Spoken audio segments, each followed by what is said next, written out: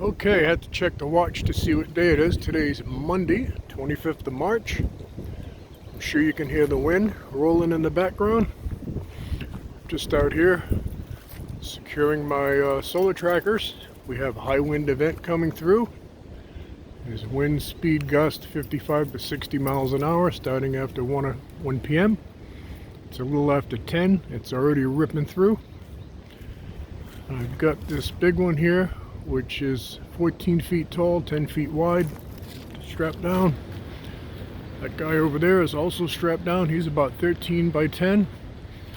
And that's the 6-panel, 60 cell tracker there, strapped down as well. Took the flags in. Last year at this time, we had lots of trees come down. 3 big ones out by the road came down, took the power out, which luckily I'm not attached to the grid, so it didn't bother me. But it was quite dangerous event. Look at the trees going. This is nothing. This is like maybe 15 miles an hour. It gets 55, 60. Things are rolling pretty good.